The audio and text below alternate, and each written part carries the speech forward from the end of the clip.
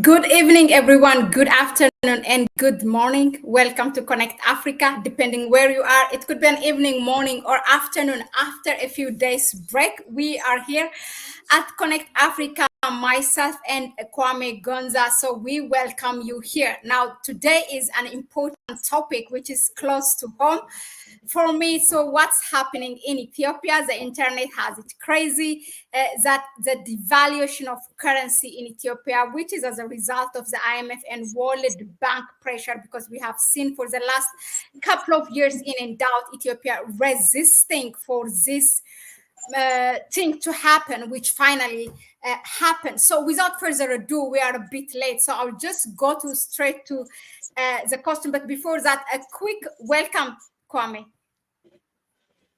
Thank you very much, Mahlet, and greetings to everyone who's watching us. We are really glad to be back.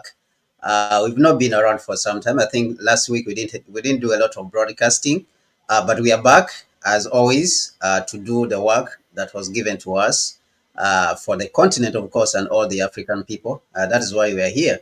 And as Mahlet has mentioned, we are going to look at the date in Ethiopia, but we will not even stop at Ethiopia alone. We will continue in the future and look at other African countries and how they are suffering under debt and why are they suffering under debt right now that we have heard about the re-emergence of the International Monetary Fund. We've seen in Kenya, we are seeing in Nigeria the protests, and all these are because of the austerity measures that the International Monetary Fund normally imposes on African countries and especially the global South countries. And these, can they produce any good when it comes to Ethiopia if they are producing chaos in Kenya and Nigeria? So these are the things that we are going to look at today. We'll examine extensively. Thank you so much, Mahlet, once again, and thank you everyone who is on the channel and he's supporting us. Thank you so much. Yeah, so in continuation with that, I would like also to say thank you very much to people who have been here even before us. So Kwame, allow me just to say a few lines. I know that you're going to give us a paragraph of kind of, so that we have a background on this. Now, Ethiopia, just for us, Ethiopia secures close to US dollar 1 billion just in this week to support economy. Here is what, what to know, that the World Bank's board has approved $1.5 billion in financing for its first ever budget support lending to Ethiopia. The lender said, meaning World Bank, that late on Tuesday, as the East African Union, the East African nation, Ethiopia tries to push ahead with a long-running debt restructuring. Now, the other lender is that 3.4 billion for program from the from IMF, which it has got on which they got on Monday. So far, I mean, in the past, this happened all on Monday. We are on Thursday. It was, I think, on, if I'm not mistaken, 31%. On Monday, we have seen it. It used to be 50 something birr, $1 against Ethiopian birr. And then on Tuesday, we have seen that a little increase to today. I think it's 80 birr, just getting slowly down. And all this is, as we read and from my understanding, it's all currency liberalization. So before I go ahead and say the first question, Kwame, please paint for us a background and also followed by what does this currency liberalization means, as opposed to like a fixed rate, that it has this liberty, for the currency exchange to float on a different exchange rate. The floor is yours. Back to you. Thank you very much, Mahlet. To many, at least in the global South, which includes Africa, of course, the IMF and the World Bank have always been, dreaded forces, just as we are witnessing, as I mentioned, in Kenya, whereby people are demonstrating, especially the Gen Z there. And of course, the currently ongoing demonstrations in Nigeria, which also can be said to be happening because of the consequences brought about by the International Monetary Fund. and its policies in these countries. Yet, amidst this force, which we would say is a force for evil, you know, the African ruling class always continues to run, to these institutions whenever there is corruption and mismanagement in the various countries, or whenever corruption takes a toll, at home in the various African countries. And of course, on one side, misfortune, because you remember for the IMF, there's no distinction between corruption and mismanagement and then misfortune. All right. So a lot of people, of course, when you talk about corruption and mismanagement, that is the only thing they know in Africa. But on the other side, also there's misfortune. All right, and we will go into depth on what misfortune is, and all these, whether it is corruption, mismanagement, and misfortune, the IMF, for it treats it as business. It is not a charity organization. It is a financial institution which was started after World War II and is dominated by the so-called Paris Club, whose head or whose leader is the United States. And the United States in itself is so much indebted that recently figures have come out that the United States is in debt to the tune of $35 trillion right now, followed by its European brothers, uh, and of course, to some extent, once imperialist Japan is also part of that Paris Club. These are the countries which control the World Bank and the International Monetary Fund. These institutions which move, together.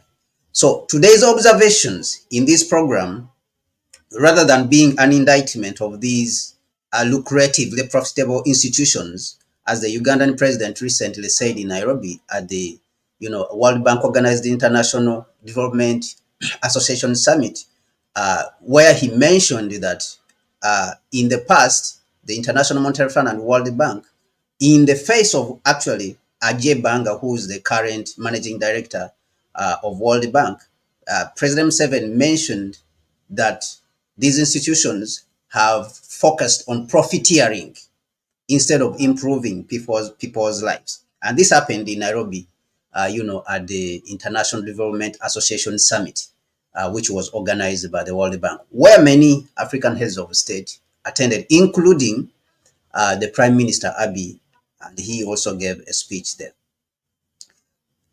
Therefore, for us, this analysis today is going to be a reflection on our continued engagement with these institutions, whether we are talking about International Monetary Fund or the World Bank.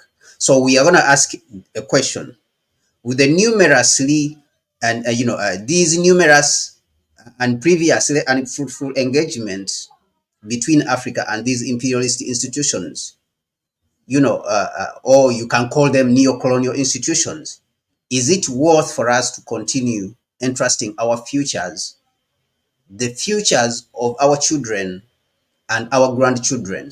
Or is it time for us to persevere at least and eat dust in the present to save the future of the African continent? So these are the questions that we are going to deliberate on. Now, to go to the question which Mahlet has asked is, what is liberalization, the so-called free floating of currencies? Now, the free floating of currencies basically means that if the government, is in control of its currency and is controlling how much foreign currency is going out, or foreign exchange, the so-called foreign exchange, which foreign exchange actually means the United States dollar, because all of us are keeping our reserve currencies in the United States dollar. So whenever they're talking about foreign exchange, they are actually talking about the United States dollar. Whenever they are talking about reserves, they are talking about the United States dollar, because majority of the countries, that is where we keep our foreign exchange. And let me say this also, that the United States has an interest in countries using the United States dollar. The United States, as a country and as a leader of the imperialist order or the neo-colonial order, has an interest in having its currency used all across the globe and freely, for that matter, freely without interruption.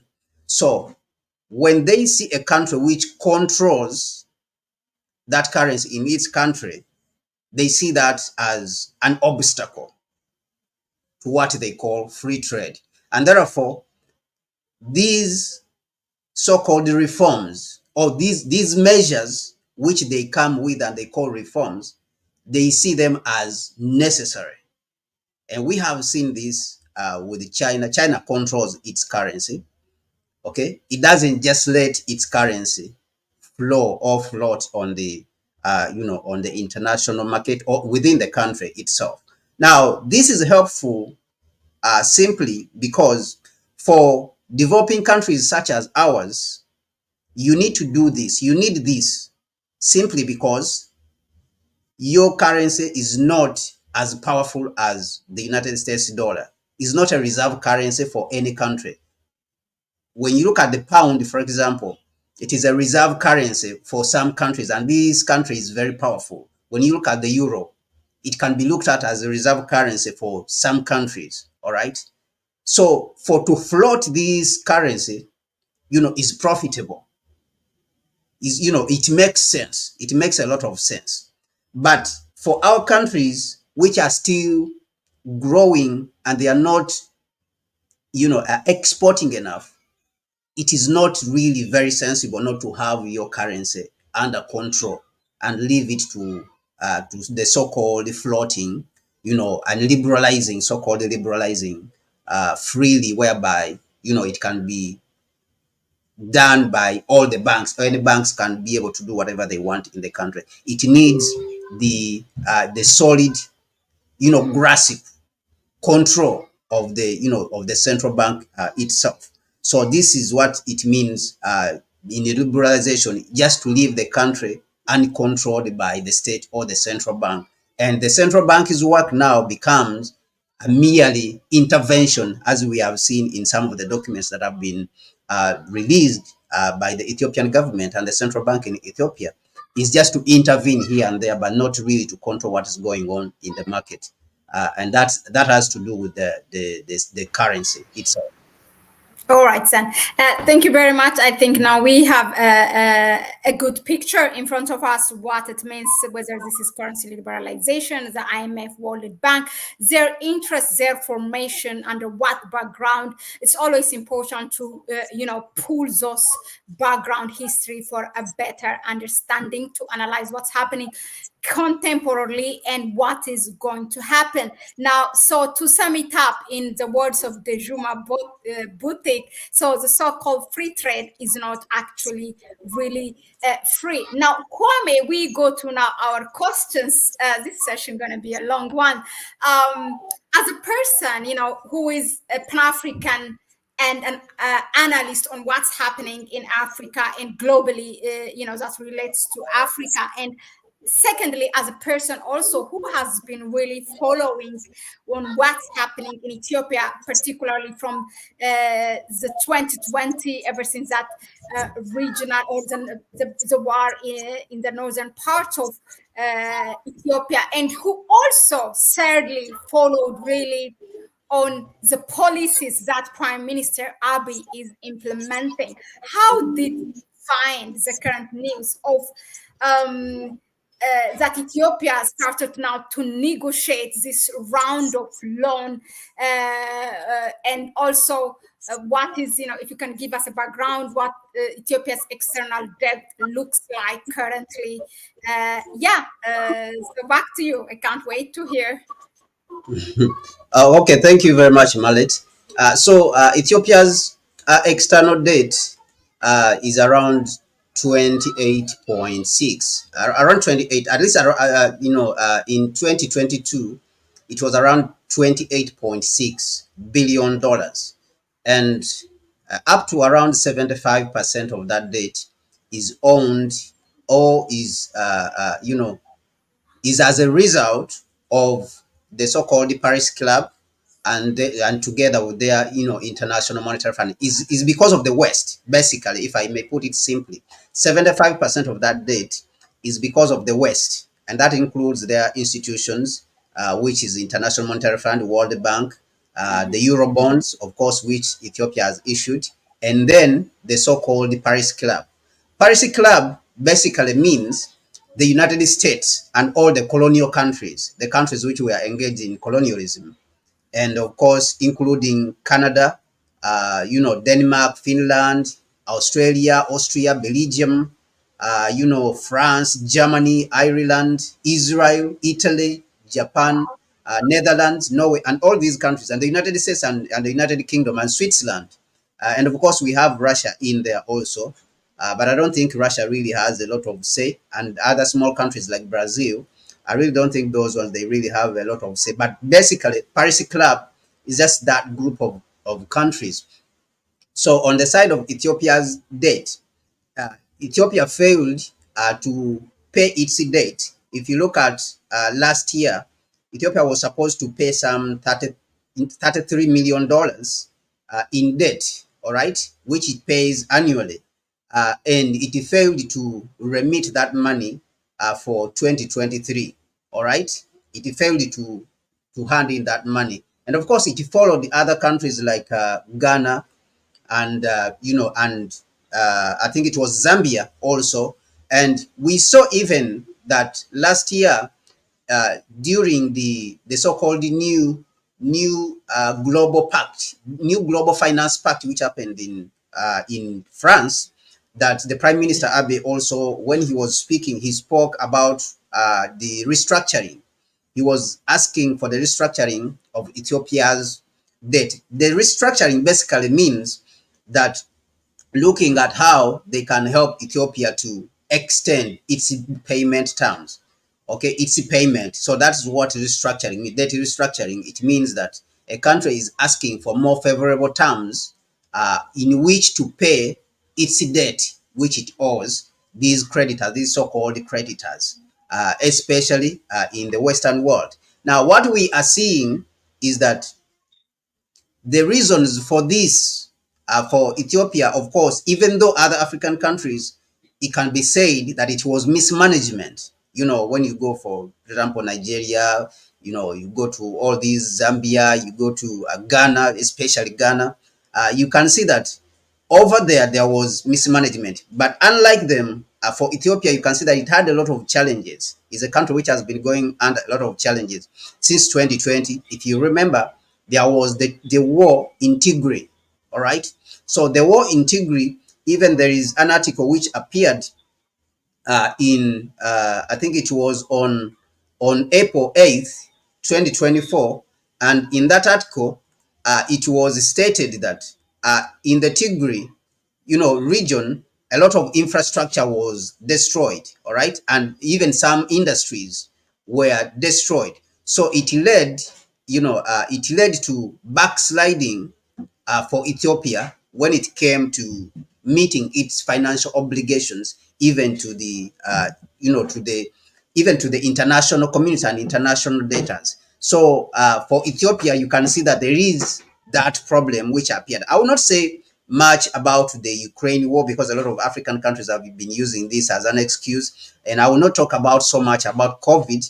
Of course, COVID, when it comes to international trade, of course, it may have affected, because when it comes to international trade, China is the major supplier of whether it is raw materials or machinery and other goods.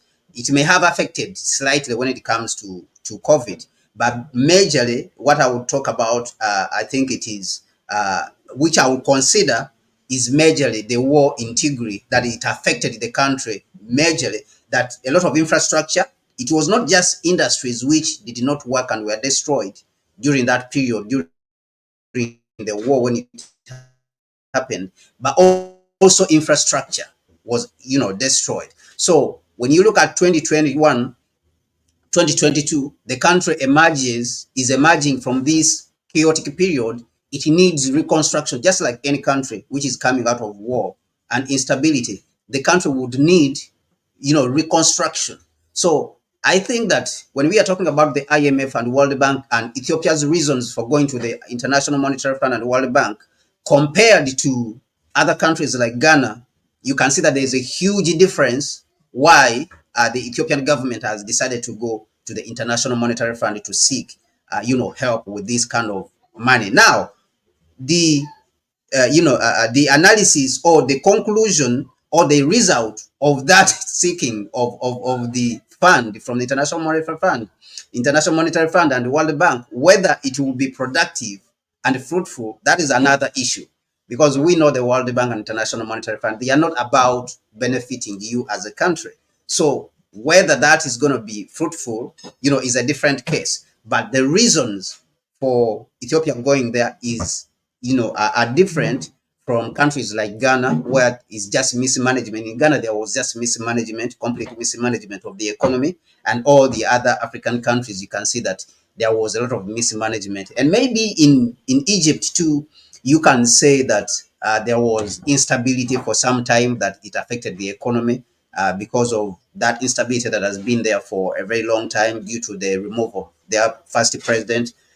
No, I mean their recent president, who was Hosni Mubarak, and then others came over there. So there was a lot of chaos in Egypt. But in other countries like Zambia, Ghana, Nigeria, which have willingly gone to the International Monetary Fund, not because of really serious problems that have happened at home.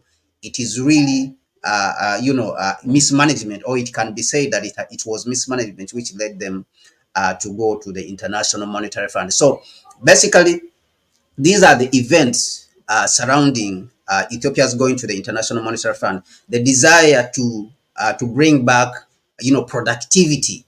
All right, productivity after that chaotic period and increase productivity. We remember even that before the COVID period, Ethiopia was the fastest growing economy, on the African continent.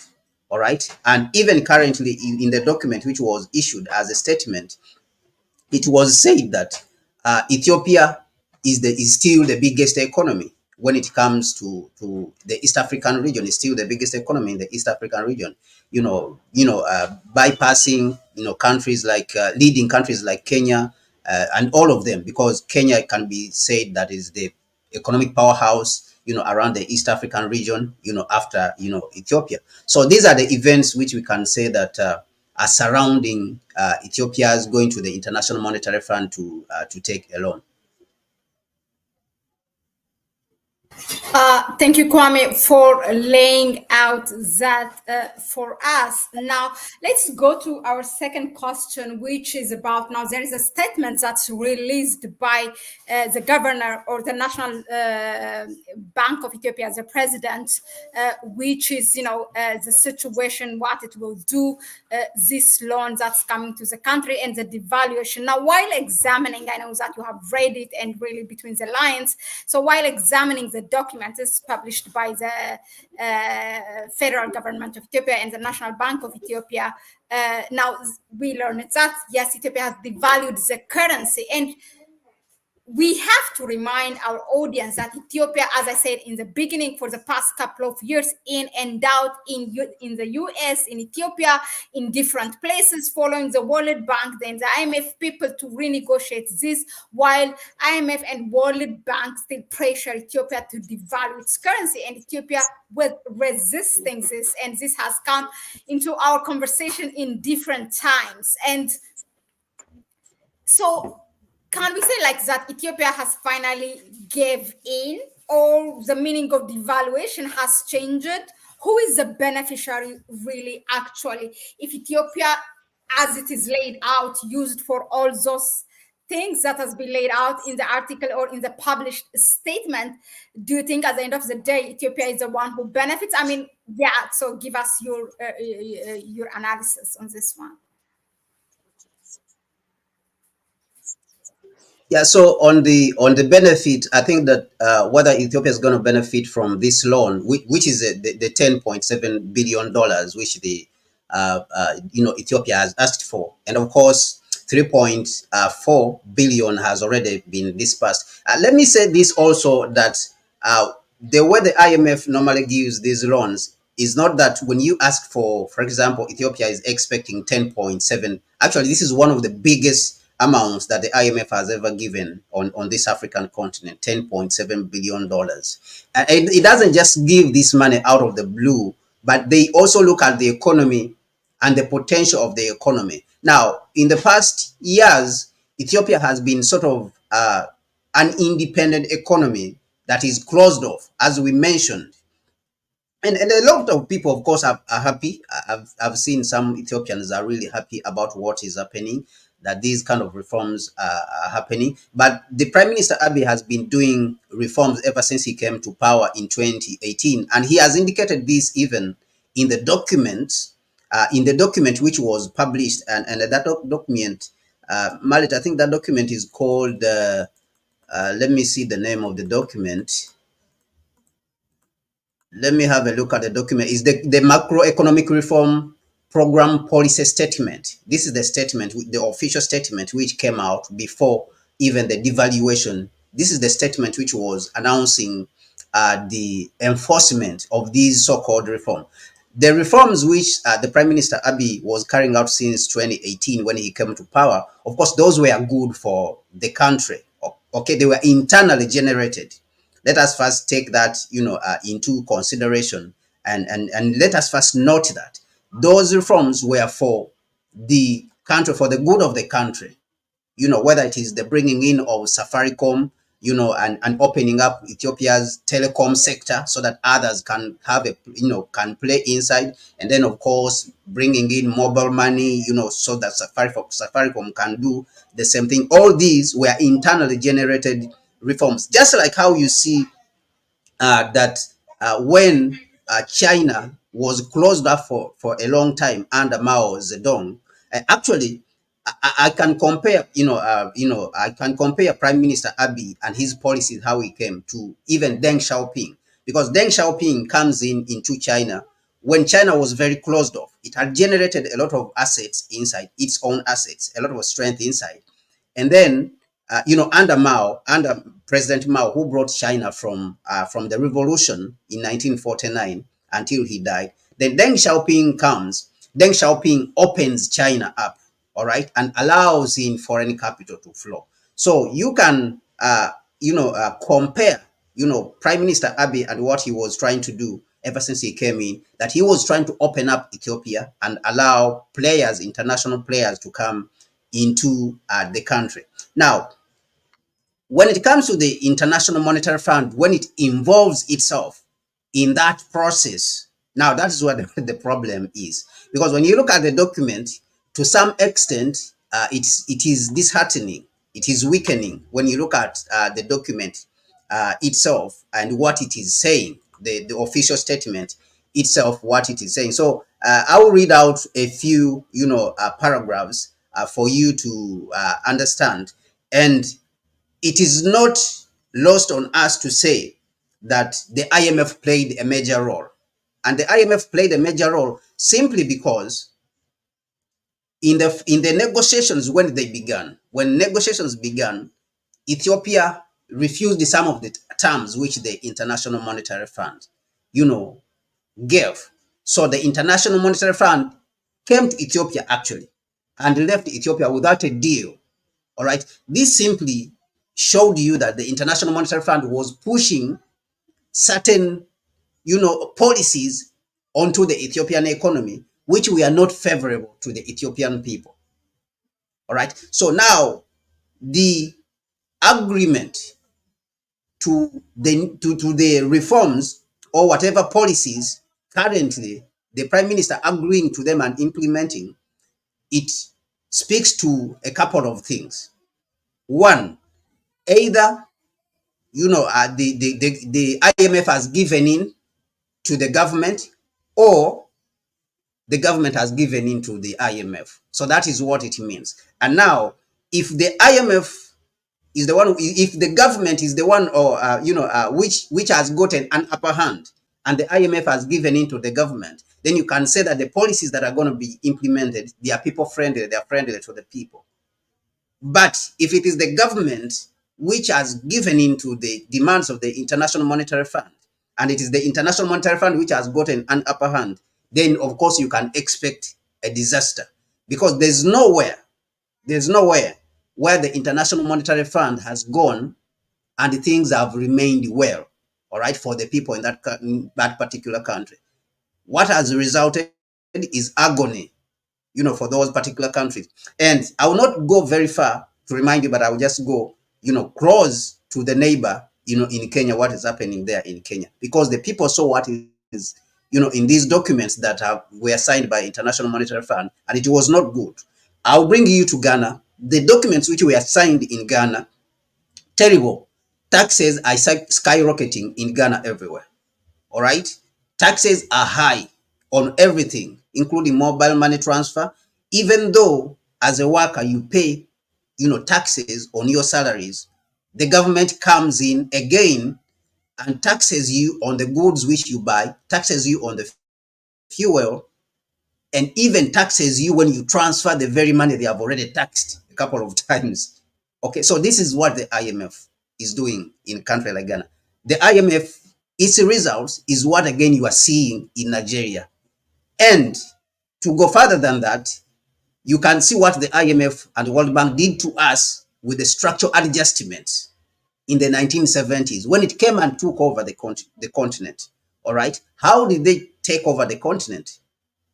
They took over the continent because after independence, remember, the structural adjustments come after we have come out of the independence era. All right. After independence, the continent had relatively grown. Okay. Our continent had relatively grown, and our heads of state had put up some industries across the African continent. So it had relatively, the economy, Africa's economy had relatively grown from being a colony, being colonized, and we had built up some sort of independent economy on the African continent, or economies on the African continent. So the IMF desired to harvest that growth and take it to the West. They decided to harvest, all these gains which the African countries had made and take that money to the West. And even I even don't think you need to listen to me alone. You need to go and read for yourself. Dr. Kwame Nkrumah's book called Neocolonialism, The Last Stage of Imperialism. He points out how the World Bank and International Monetary Fund are benefiting from Africa's debt, the debt which they give to Africa.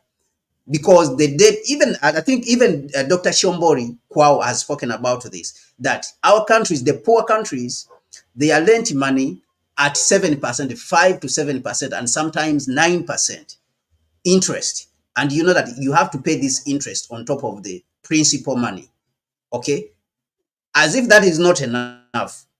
When they are talking about money like the $10.7 billion, all that money does not come at once to you. They normally partition it one by one to make sure, they partition it, in chunks. Like, for example, right now, Ethiopia has been given $3.4 billion. But the reason they partition it like that is to make sure that they are implementing the policies which favor the Western countries, the so-called Paris Club. Okay, so that is the point there. And those are some of the policies that we are going to go through here.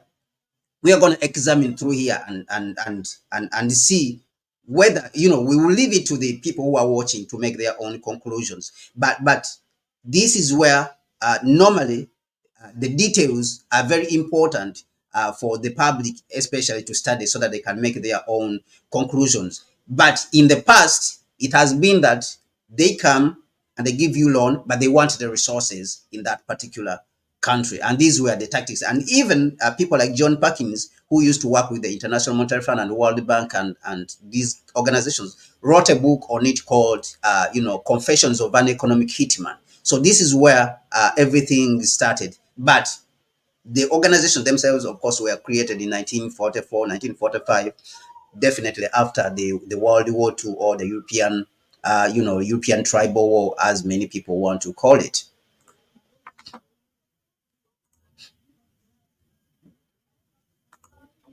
Yeah, thank you, Kwame, for that. Now, before I move to the next question, a quick one, which is derived from what you just said. So, is there a winner when a country gets a loan from these financial institutions, which are Western? Is there a time or a country, as an example, where you can win, where you can play smart, and where countries can benefit out of it? So it's possible to win, but you have to really, maybe in this age, especially in this age when the imperialist West has somehow been weakened, that is when you have a chance maybe of having some victories. But the leadership itself has to be very smart, and of course it starts with you not giving in to the demands, these demands which they make during the phase when they are asking you to sign onto the documents. But if you sign onto the documents, definitely you are going to have to implement their policies, the policies which they are asking you to implement. But for various countries, I've barely seen any country which has benefited from these policies of the International Monetary Fund and Does that whatever it include says China that that you you should do. mentioned I've before? barely seen. I beg your pardon. Now, I say, does that include China? Because at some point you mentioned China, where this government came at the time when China had a closed policy. So perhaps you finish that story, then we understand what happens there. Yeah. So unless you don't let the structure of your economy slip out of your control.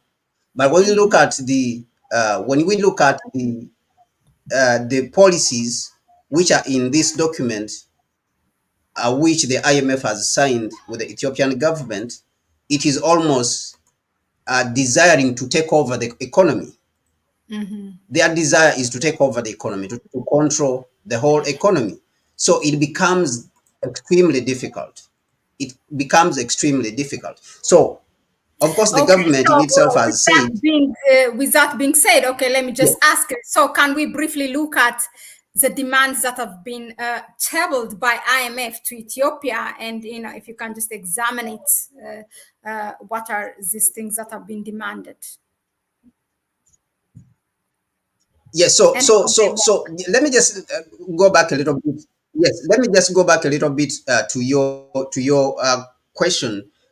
You can see that the back and forth when you see a government like Ethiopia, that back and forth, the negotiations which Mhm. happened, and Ethiopia was not accepting. It Yeah, was that pushing back, all yeah, right, because Ethiopia was trying to push back yeah. and have a good deal for its people and its economy. It was fighting to retain control over its economy, all right. And of course, that control, it includes the fact that it wants to control the currency in the country. Because if you control the currency in your country, you control these foreign currencies which are in the country. Because what they are calling foreign exchange is just the United States dollar. That's what they are trying to do. They are trying to make sure that the United States dollar remains supreme in your country. All right. They are trying to see that if Ethiopia wants to say, we are going to use, for the goods that we are buying from China, we are going to use the Chinese renminbi. They are trying to avoid that. That is why you are seeing that they have been demonizing China on one hand, and they have been saying that China is burdening Africa with debt. But as we are seeing right now, China controls only about 25 to 30% of of Ethiopia's external debt. 95, 70, 70 to 75 of Ethiopia's external debt is controlled by the West. It's just that China's debt is more productive. All right. China doesn't tell you so much what to do. All right. But they look at what you need. The West and their debt, they don't look at what you need. As we're going to see when we are talking about the date, for example, which was given, of course, the international, the World Bank, the money which came in from World Bank, which is $1.5 billion. That money, a lot of people have, no one has been talking about it. Most of us have been concentrating on the International Monetary Fund, and we don't know where the World Bank's debt has slipped in to come in. But when you look at what they're going to use, the World Bank is debt. It is some ambiguous. It's normally wrapped, the debt from the World Bank especially is wrapped around some ambiguous terms. Okay, some ambiguous terms. And Mahlet, I think I've shared with you some of these terms which are normally used when it comes to the World Bank. All right. And some of these terms, they were actually in the past uh, rejected by people like, President Museveni. When it comes to Uganda, there's a document which passed around where the Ugandan president was rejecting these loans from the International Monetary Fund. Now, I'll share with you just briefly before I go to answer your question. Let me share with you this document so that you can have a look at it, where the Ugandan president was rejecting. He was rejecting, the loan from the World Bank. Why? Because it was not clear. And if you look at the loan which was given from the World Bank to Ethiopia, it is also almost in the similar line. And they make sure that you spend it on that particular aspect. So it is better to reject such loans in the onset when they are just coming, so that you don't accept, these particular loans. All right. So this is what I'm talking about. So this is a letter which was written by the Ugandan president to the public, to the public in 2023, as you are seeing, on the 9th of July, on the 9th of August in 2023.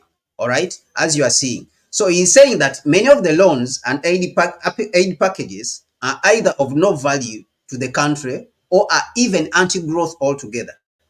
In the Ministry of Agriculture, Animal Husbandry and Fisheries, for instance, we discovered that a total of 800 million US dollars had been borrowed over a period of 10 years. But that ministry did not have zonal diagnostic laboratories and research centers, did not have a repair, or did not even repair the mechanization centers, and did not buy the mechanization equipment like combined harvesters or even tractors, no irrigation equipment for farmers, no value addition equipment, etc. Much of that money was spent on seminars. Yet, those are the basic equipments of that ministry, if it is to assist in the struggle for socio-economic transformation. Therefore, most of the borrowing has been having no value addition to our transformation journey. Besides, in some cases, the aid policies are directly against growth. All right. So this was, of course, the Ugandan president. Now, there is areas where he mentioned that the Minister of Finance was asking him to sign on certain dates, okay, which were coming in from the World Bank. That's why I'm very skeptical about the $1.5 billion that is being slipped in under when the International Monetary Fund loan of $3.4 billion is coming in. Because what I'm seeing is that the $3.4 billion, which is being given by the IMF in Ethiopia, the government may have some level of control. But when it comes to the World Bank loans, it may not have a lot of control, because the World Bank loans are normally, shrouded in ambiguity. Those loans by the World Bank are normally shrouded in ambiguity. Now, one of the examples here is this. When you look at what the World Bank loan of 1.5 billion is going to do, they say is they are going to strengthen the financial sector.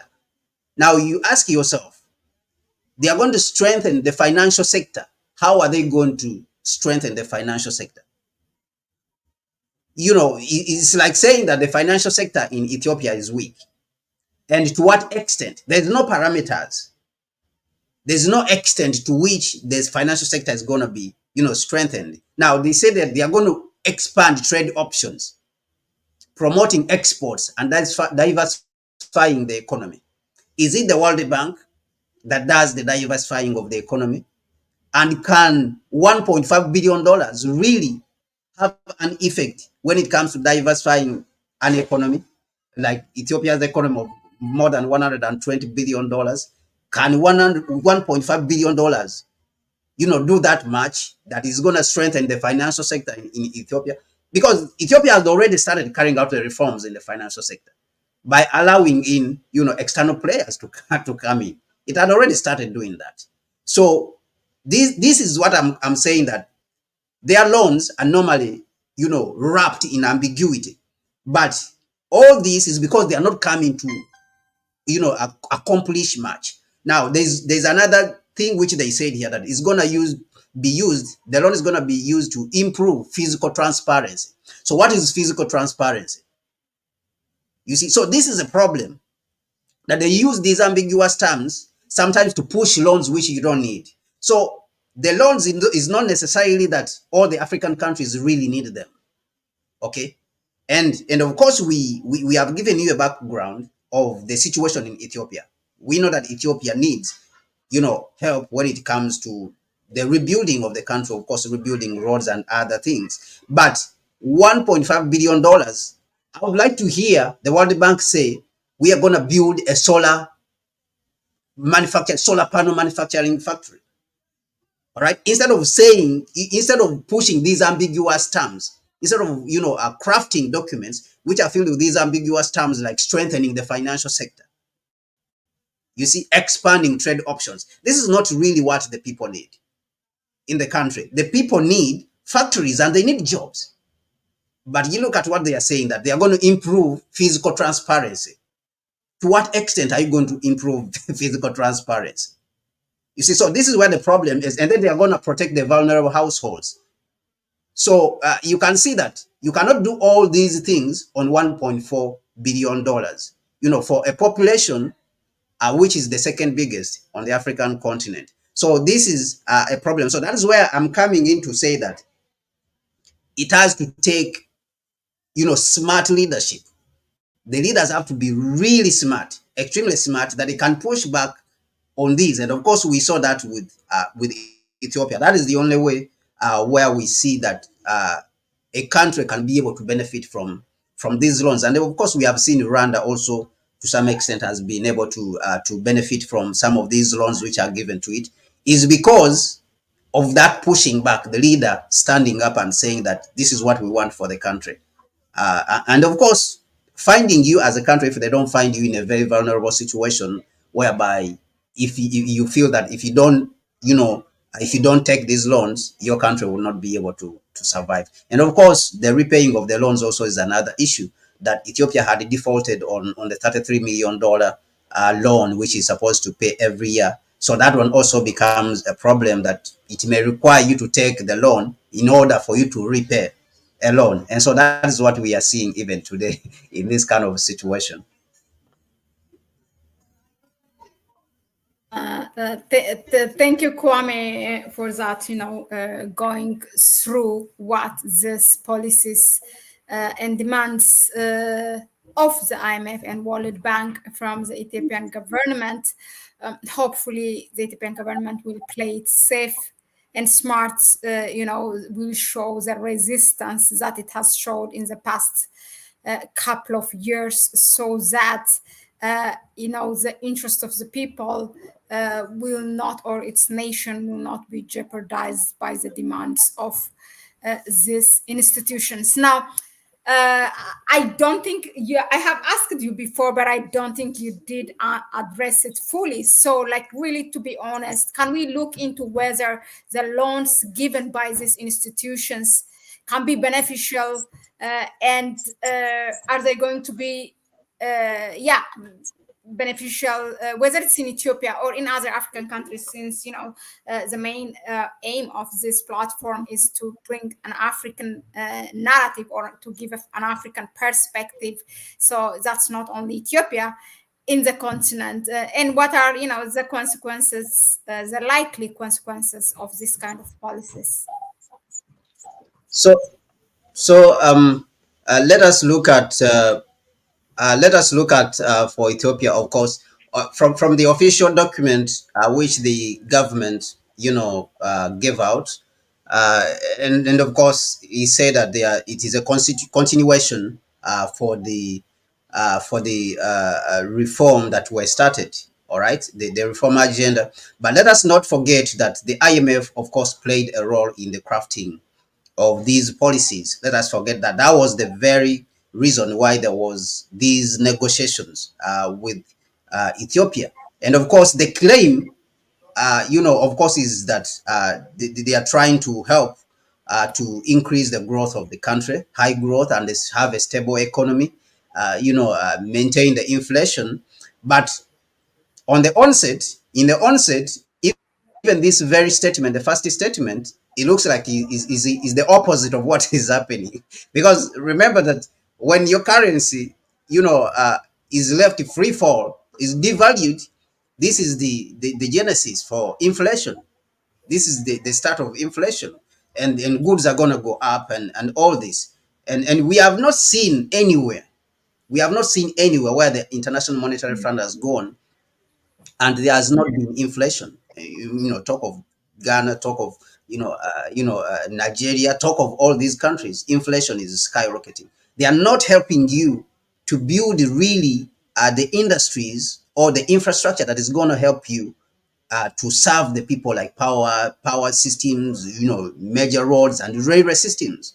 These are the major industries that you need. These are the major sectors that you need for the country to take off. Nigeria, for example, has around 4,000 4,000 megawatts of power installed capacity for a country of 200 million, more than 250 million, people, which is ridiculous, and very unfortunate. So you can see that in the onset, from the very first, some of the very first paragraphs that are given in the document itself, that they're talking about a stable economy and maintaining a single digit inflation.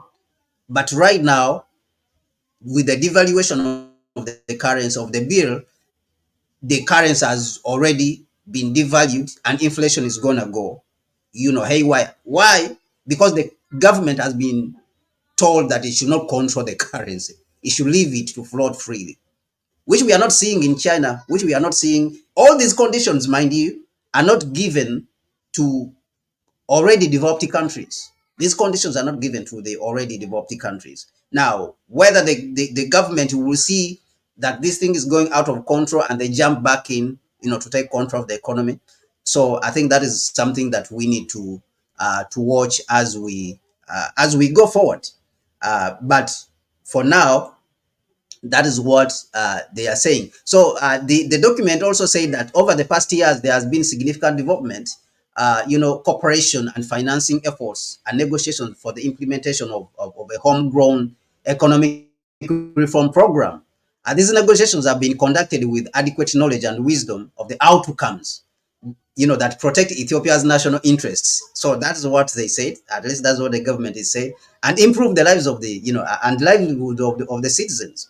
As a result, it was possible to reach agreements aligned with the main macroeconomic objectives and order of policy reforms set by the government. So of course, this is the assurance from the government, but then, of course, we will learn as we go forward. This macroeconomic reform endeavor is within the framework of our homegrown economic reform program and mid-term investment and development plan, and is supported by an International Monetary Fund and World Bank and other critical development partners. Remember, we spoke about the fact that Ethiopia had already started its own reform, internal reform, since 2018, that the Prime Minister Abiy had already started reforming the economy, looking at the economy, industries here. I think, Mahlet, me and you were discussing about having industries, in the Oromo, in Oromia, and also these areas where there has been chaos. And we were saying that what is needed is really the Prime Minister to take there some industries, economic projects. And I think that this was really a good step. So the document is also saying that these programs will not be abandoned.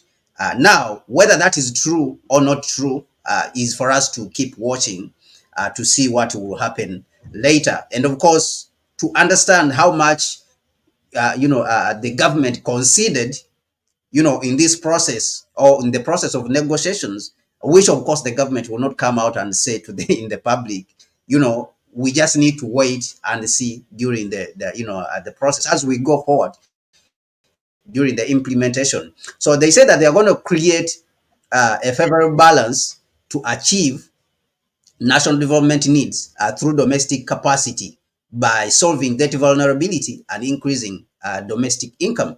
So what this means for me is that uh, they are trying to say that you should not be indebted, all right? Don't be indebted. That is why they are saying that a favorable balance to achieve our national development needs through domestic capacity by solving debt vulnerability and increasing domestic income. Of course, some documents by the by the United Nations have come out to say that Ethiopia is one of the countries which have a very low, taxation to GDP, all right, ratio, that Ethiopia needs to increase the taxation. And so when you look at increasing domestic income, this is what it is driving at. This is what the International Monetary Fund is driving at. So I think that is one thing which people need to note out. That's why it is very important for our people not to jump up and celebrate, because I've seen a lot of Ethiopians celebrating that, oh, these reforms are going to bring this, these reforms are going to do that. But it's important to read the documents. It is important to read the document yourself. But this is what it means here. Okay. Now, these IMF and World Bank, they are trying to control the Ethiopian economy. They are trying to tell you when to borrow and not to borrow. That is what they mean here, creating a favorable balance to achieve development needs through domestic capacity by solving debt vulnerability and increasing domestic income.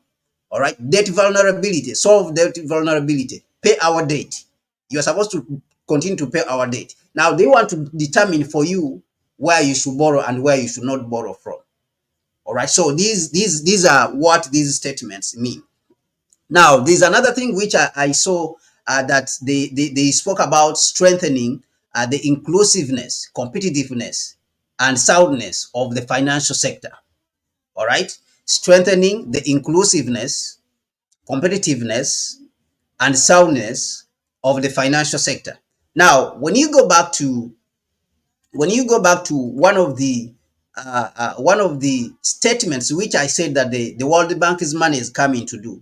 Remember, they said that they want to increase the transparency of the financial sector.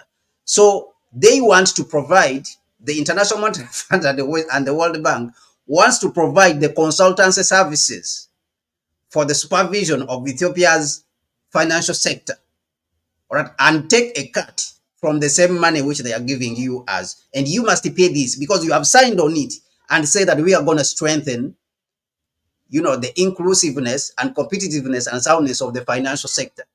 That is where I told you that there is these ambiguous terms and ambiguous statements which normally come in these documents, and it's very important. That is why, again, you see that some of the heads of state, they reject them. They have been rejecting them. And people like Kwame Nkrumah, in those days in the 60s, this is someone who rejected some of the terms which we are given, some of the policies which we are given by the International Monetary Fund and the IMF, and completely say that we cannot implement that. That is ridiculous. We cannot implement it over here.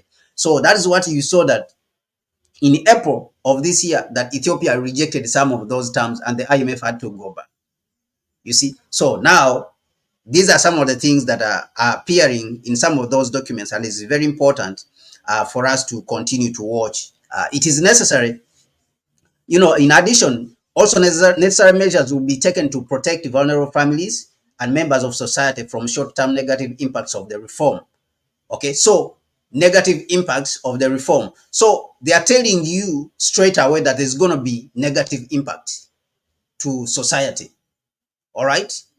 In addition, necessary measures will be taken to protect the vulnerable members of society from short-term negative impacts of the reform. So they are announcing to you that there's going to be negative impacts for these reforms that the International Monetary Fund is bringing. So social safety net programs will be strengthened. In addition, low-income government employees will receive necessary wage subsidies. The government will also partially subsidize fuel price increments. All right. So they are saying there's going to be increment in the price, fuel price. All right. you listen carefully. The government is going to partially subsidize fuel price increments. So these are the words, these are the few words some of our people don't read when they go to these documents. Sometimes even full ministers, they don't read these documents. And then that is where we have a problem with some of our African governments, that some people, they just go over there and sign. And these people have hidden inside words. Now they are saying that the government will also partially subsidize fuel price increments. So they are telling you that they are going to increase the fuel. Okay, they are going to force the government's hand to increase the fuel, but the government again must subsidize those fuel increments. All right, so I'm just showing you what is coming, when it comes to Ethiopia's program, the IMF program, which they have signed. Now, the removal of import restrictions that previously prohibited 38 product categories and the broader liberalization of the foreign exchange market for the import of goods and services, while capital account outflows remain restricted as before. All right. So while Ethiopia has retained the control over capital when it comes to companies which are doing business within the country, they are saying that the goods which Ethiopia was restricting from importing into the country, about 38 products, it has to open the border. Now you ask yourself, why would the IMF allow this kind of activity to go on? Why would they require this kind of policy into the country, that you should allow products to import into your country? Because Ethiopia is not yet already a net exporter. All right, it's not a net exporter. So what products are they saying that you should allow within the country? And if you trace carefully these products, the so-called 38 products, it will surprise you that these 38 products will be coming from European countries or the United States. It will surprise you. So they are saying that you should remove import restrictions, remove it, and let your country import. Now, when you import, definitely you're gonna need foreign exchange, the so-called foreign exchange. You're gonna need the dollar to import those goods. So what they're encouraging, actually, they are encouraging more for Ethiopia to spend the foreign exchange which it doesn't have. This is what they are encouraging. This is what the International Monetary Fund is encouraging. Let the imports come in, increase the imports, and pay the exchange, the foreign exchange which you have. So this is the International Monetary Fund. And they are saying that they need the broader liberalization of the foreign exchange. The broader liberalization, this is the word. The key word there is broader liberalization. Leave the foreign exchange to do whatever it wants in the country. Okay, let the dollars move in the country. And this is what, remember what I said in the statement which in one of the statements which I opened with, is that the United States wants to make sure that the dollar is everywhere. This benefits the United States because it prints more. It helps it to export the inflation to other countries. So this is what they are trying to achieve here. And of course, the United States exports its inflation with its European partners through the International Monetary Fund and the World Bank. These are institutions. They export their inflation to our poor countries through the United States dollar using the International Monetary Fund and the World Bank. So that's what they are saying, that the broader liberalization of the foreign exchange market. When they're talking about the foreign exchange market, of course, they are just referring to the United States dollar. And they are saying that import. They're encouraging you to import. Import, go ahead and import. And let the dollars flow. And let the people who want to. So when they say liberalization, broader liberalization, they are just saying that don't control the dollar in the country. Let the people who want to import the goods. All right? You are restricting the movement of the dollar. You are restricting people who want to import goods from outside. Let them import. You see, so this is the International Monetary Fund for you. So the allowance of residents to open foreign currency accounts. Okay, so allow the residents in the country, the Ethiopians, to open dollar accounts in your country. So again, this is increased the circulation of the United States dollar within the Ethiopian economy. So they are taking, what they are doing is that they are taking But Kwame, I would like to Control of, comment in that in a country where the black market is so high, or I would like to call it white market. I mean, anyway, this market out of the official exchange center, which is the bank. Uh, don't you think for foreigners to be allowed to keep their foreign currency, those who get their income through foreign currency, the allowance to keep that foreign currency will help, so that they don't go to this illegal markets. Yeah, yes, don't you so think for it the will bring foreigners, any positive role towards that? yes, for the foreigners, it is okay. But remember here, they are not No, saying but even foreigners. for the locals, it could be a diaspora who live outside of the country, or they can send their remittance and open a dollar currency or whatever it is, and also those Ethiopians who get paid their salary in foreign currency. Then there is no reason for us to have the bill, the local currency, as a tool for sovereignty. Okay, but the reason why we have the local currency as a tool for But sovereignty, not everyone has. I mean, it's just maybe, I don't know. It could be less than 1%, or it could be 2% of the whole population. of course, it is good to some extent. But what I'm saying is that when a foreign power or a foreign institution is encouraging this and saying that the government should not touch it, and without even knowing the economy or the country, without even having interest for the country at heart, then you need to question this. You definitely need to question this. So why would the International Monetary Fund want you to increase the presence of the dollar in your economy? You have to ask this question. Of course, you need the dollar itself as a country, but remember also, the dollar should not be earned through speculative activities. So it is almost like they are saying the central bank should speculate instead of the government working hard to increase the exports. Now look at the points where we are just look at the point where we are coming from. They are encouraging the increase of imports instead of increasing the exports so that you can earn more foreign exchange, from legitimate means. You see, these guys are encouraging you to import, and then they are encouraging those ones who want to have that dollar so that your economy should be taken over by the dollar. So this is almost losing sovereignty as a country, because we know that currency, your own currency is a tool for sovereignty. It's one of the tools for sovereignty. They can't go and give these policies to China. They can't. And China continues to control its economy. And these so-called policies like this, of the devaluation of the currency, like what we see, that the bill has been devalued by 30% on the first day, and then 15% on the next day. These devaluation are normally done at the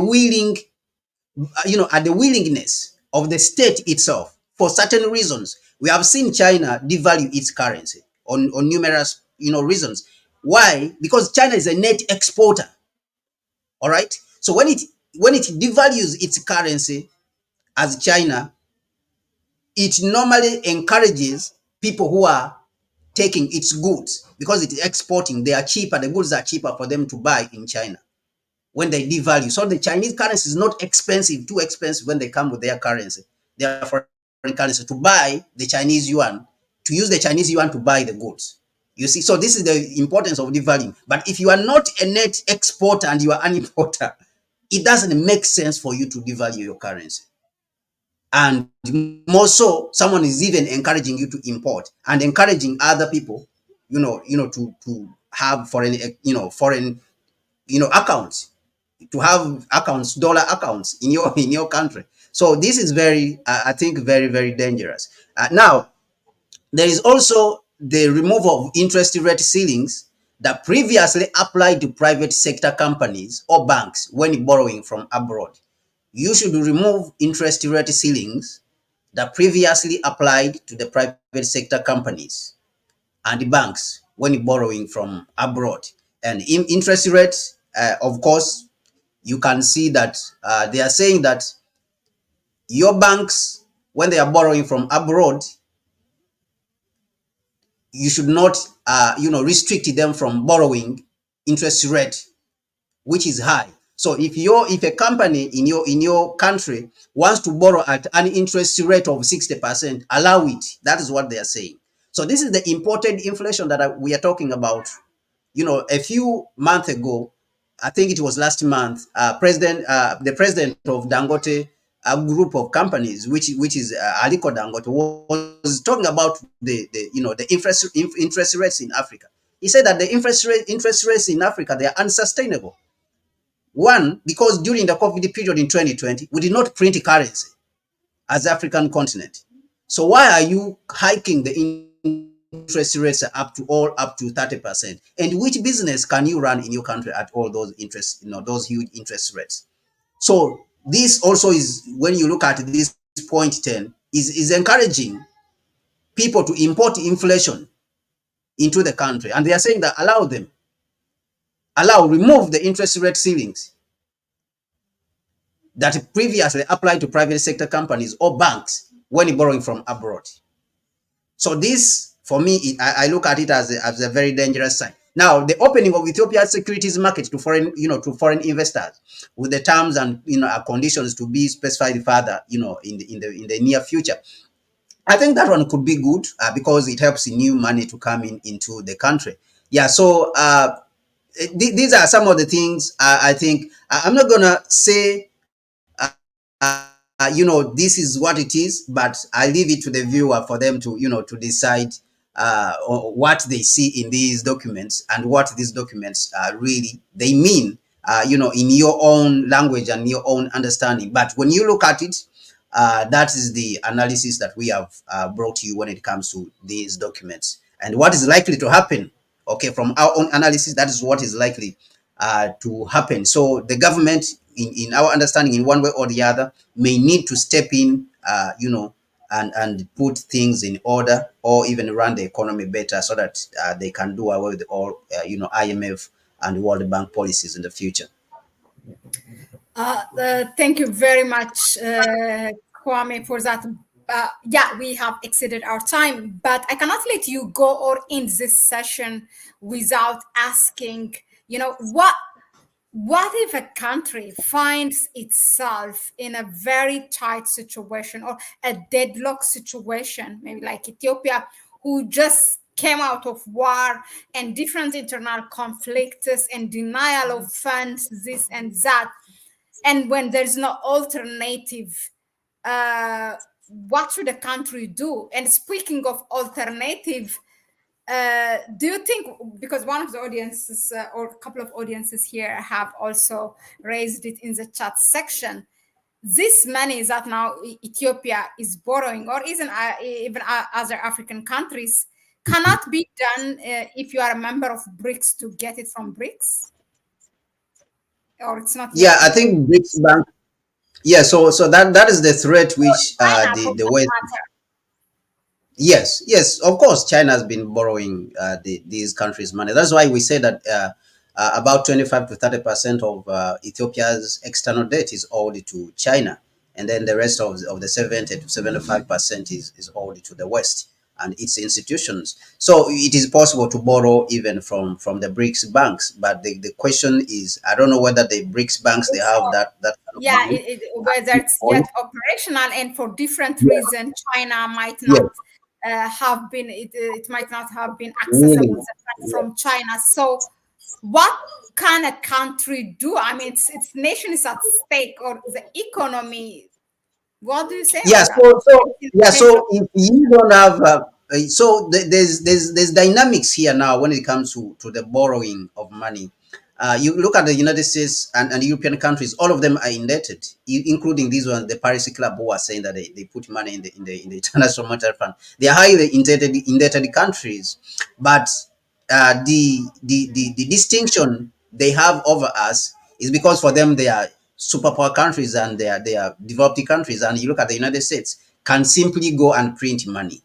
All right, it can print money. Even for us, in the laws, and the fact that the United States, its currency is a reserve currency, so that gives this an edge. And of course, the other European countries, all of them are attached to the United States. So that is a problem. Now, for us as poor countries, that leaves us with no option.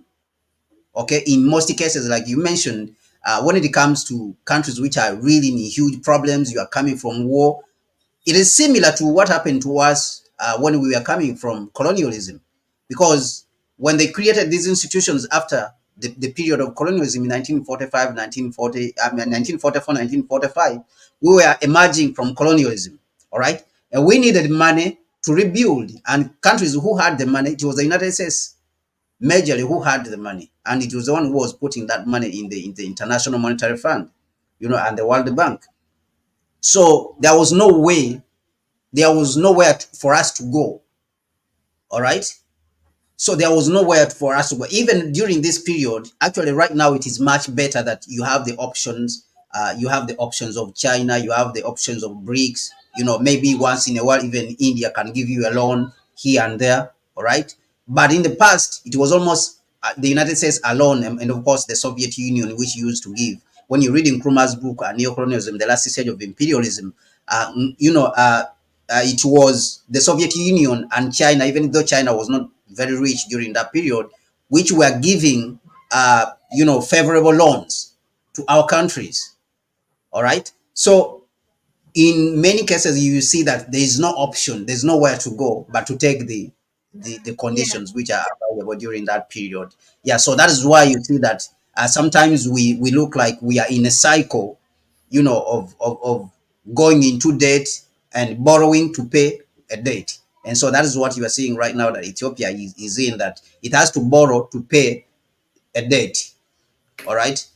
It has to borrow to pay a debt which it had failed to pay, in 2023 and then Yeah. 2024 and all that. So that's what, for them, of course, they call debt restructuring, just to borrow you more money so that you can pay the previous debt. Yeah, it's sad how they put you in that vicious circle. Now, I will reflect, I'll have my own reflection, but let me just go to uh, some of the notes written here in the chat section. The last emperor, he or she said, I think it would be worth doing a presentation on the basics of finance, so the implication of some of these points would make sense to the layman's. Okay, that's a note for you. The BRICS point, I think it has been addressed. I don't think it's operational yet. So Ethiopia, as a member of BRICS, if there was an option for Ethiopia to take a loan from BRICS, I really don't think there's any reason for Ethiopia to go to this financial institutions that sucks literally your blood. But another one, yeah, there was a question whether these terms and conditions can change if the government change. I don't think so.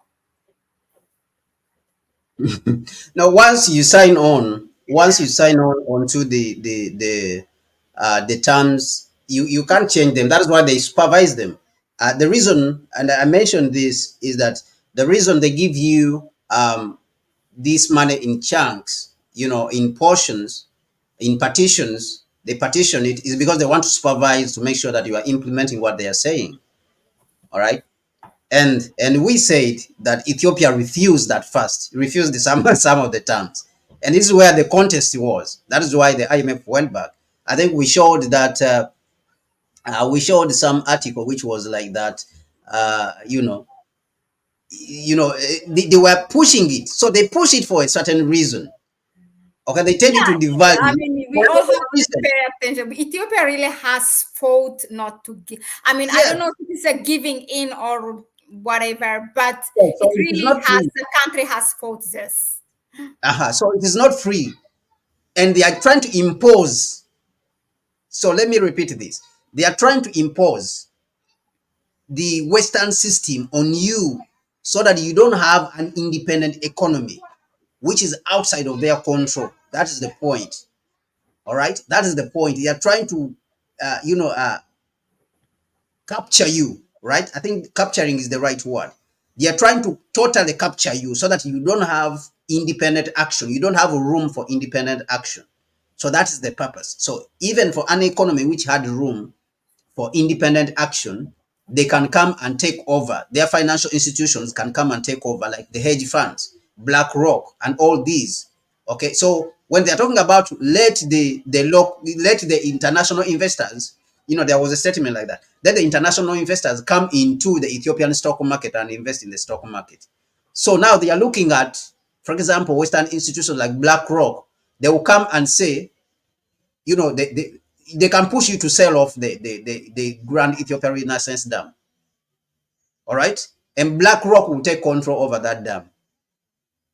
Okay. Now, when BlackRock takes control over that dam, it is all the money, all the benefits. They didn't build this dam, but they want to take the benefits. Now, it is happening in places like Uganda right now. Total Energies has just signed, I read an article yesterday. Total Energies has just signed a contract whereby it is going to take over one of the dams in Uganda. Okay. So, and that dam has now been, in the past, has been controlled by a consortium of hedge funds from Norway and Britain. Now, Total Energy is the one taking over. So even in Ethiopia, it can happen like that. So the door, now they are trying to open the door in that kind of manner, that companies like BlackRock, which are very much interested in controlling global infrastructures, all the infrastructure in the world, they can come in and say this is a very huge and lucrative infrastructure. They will go in the back door room, and they do analysis on the dam, and they see how much it's going to benefit. But ironically, yet the United States, working with Egypt, was against the dam, the building of the dam. But if they see that in the next 20 years it's going to generate a lot of money, they will find a way the BlackRock will find a way of working with the World Bank and International Monetary Fund, because you are indebted. You are highly indebted to them. Now they will say, we want the dam. You either pay us the money or we want the dam. We have to take the dam. And, when we finish collecting the money, then we can give it back to you. So for the next 20 years, you can see that the money that will be generated from the dam, or they will say that maybe, BlackRock wants to buy shares in Ethiopia'S. Data just came out that Ethiopia'S, the revenue which it generated, last year, huge revenue. So they can say that they want to take shares in that. So this is how they work. So, but this could be just a means of opening the gate for them to get in. But of course, people who are not reading, who are not reading it internally, they may celebrate in the interim, may celebrate, oh, Ethiopia has got the money, oh, we celebrate, we jump up and down. But what is coming later on, is much more dangerous. So when you are talking about this topic, we called it, we called it somewhere a civilizational state, or consequences to a civilizational state. For a civilizational state, people are proud of what they have achieved in the past for thousands and thousands of years. All right. And that is why you see China was built the way it was built. They have rebuilt. They don't build by following, dictates or advice from other people, what they are saying. They look at the situation and they analyze, they make their own mistakes, and then they correct them. That is how China was built. That is how China was built. So China, when China was ready to engage the world, it engaged the world actually on its own terms. You never had the International Monetary Fund. You never had China, taking the advice of the International Monetary Fund or the World Bank. Nowhere where China took the advice of the International Monetary Fund and World Bank. So that's why we say that what are the consequences? What could be the consequences? Because Ethiopia is considered one of those civilizational states that the people in that particular state are proud of what they have achieved in the past, and now they want to try out a new path in this modern, era that we are living in. So this is where it is, tricky, and is very difficult to reconcile, of course, for the ordinary person, the current state that we are dealing with, the current situation that we are dealing with, which is financial, and reconciling that with building a state.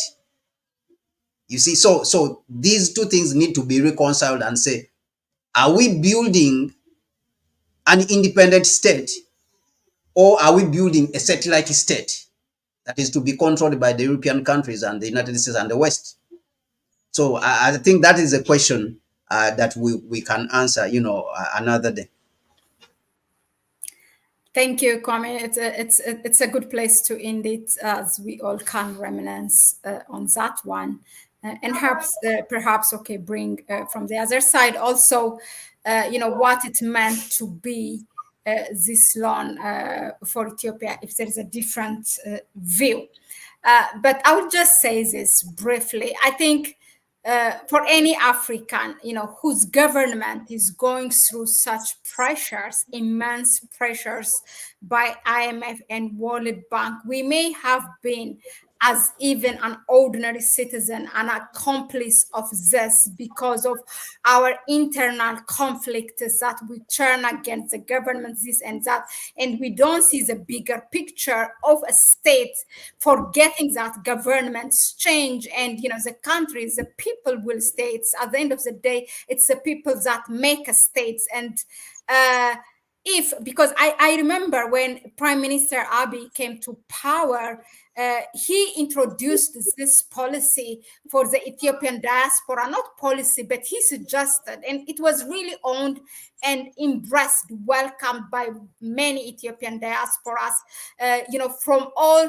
the macchiato or coffee that you are buying from this, what is this, the most uh, known coffee buying place? I forgot. It slipped out of my tongue. Anyway, if you can donate, €4 or €5 or $5, you buy macchiato, your macchiato. If you can just dedicate €1 or $1 for your country for every coffee that you are buying, then he put it in a very in perspective and in figures with relative to the number of diasporas that are outside of the country, whether it is being the East, Middle East, West, it doesn't matter. So it was really a brilliant idea, and he said even that will be the account will be controlled by the committee that is established by those diaspora independently from the government. But of course, Yeah, the government. so you can see that So we may have been an accomplice. It was welcomed, and many Ethiopians were motivated to do that and have been doing that. But whenever there's a conflict arise, whether it is north, west, south in the country, then you turn and say you run to these illegal markets that are so-called black markets, and then you stop to to put those deposits. But, at the end of the day, if that was really governed by independent committees, it may have resulted a positive impact and somehow reduced this amount of pressure that the country had by this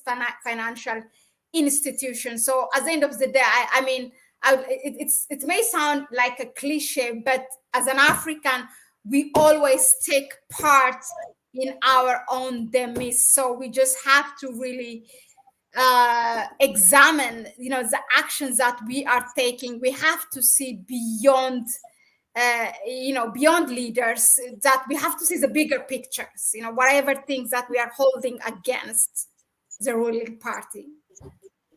Yeah, so it's definitely very good to have foreign exchange, and during that period, I think one of the things which was mentioned is that before the Tigray War broke out, Ethiopia was having a lot of foreign exchange from even from its diaspora. But when the Tigray War broke out, the remittances from foreign exchange from remittances, of course, reduced, and this became a problem actually for the country itself.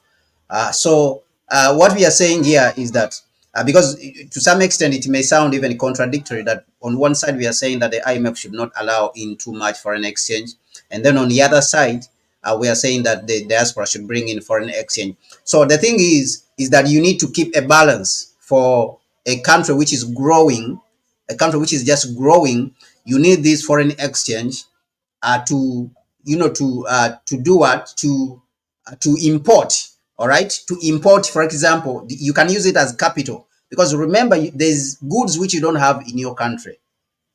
Okay, now those goods, you use the foreign exchange to import them, like machinery.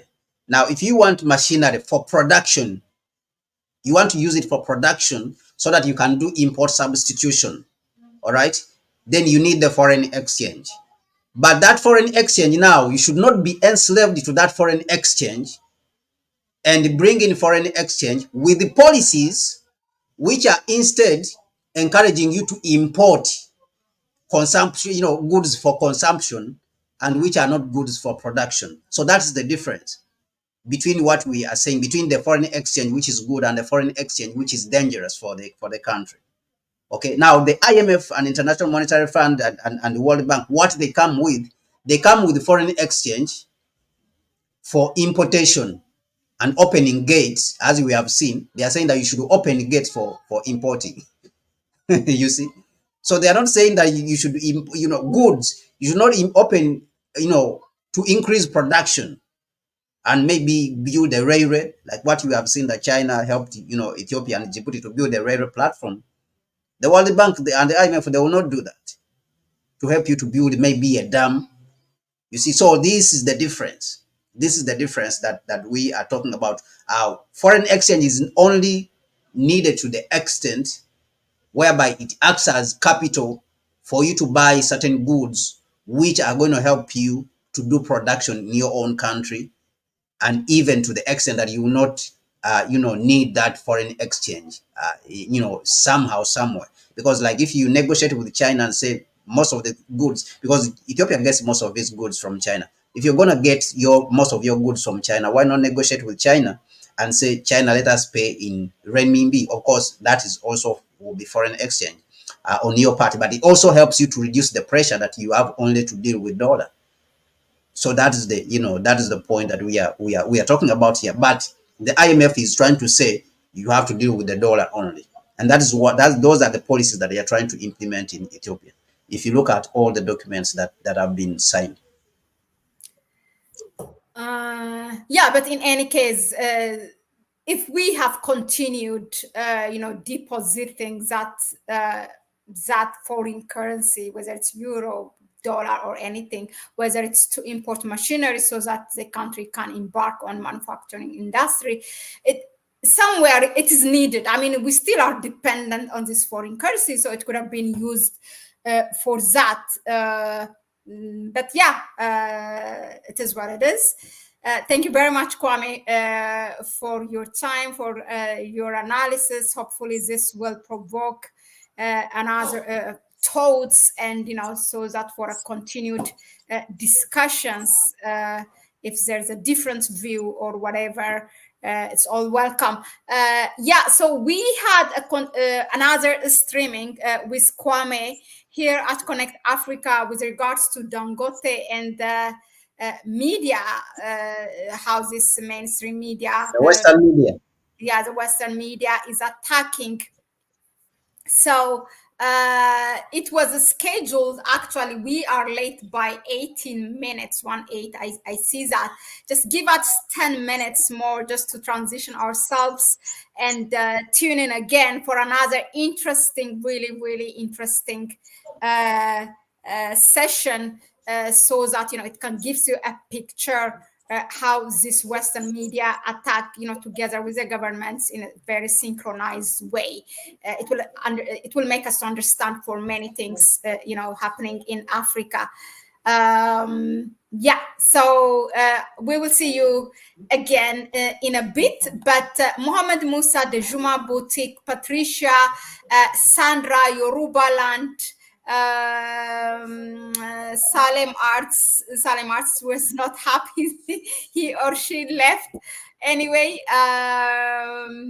Osie, okay, thank you, Osie, for all your continued, inputs and the things that you're sending us. via email, and all of you child of God, who did I miss? Yeah, all of you, thank you, and see you in a bit again. Thanks again. Don't forget to share the video, to subscribe, to give it a like, and all, even as you all are subscribed, I assume. So please share the next videos that we are going to stream to others so that they can tune in with us. If you want to support us, go ahead to the description section. You can donate to our PayPal account. But those of you who have been donating consistently and supporting us, thank you very much. So bye bye. Ciao, come. Thank you.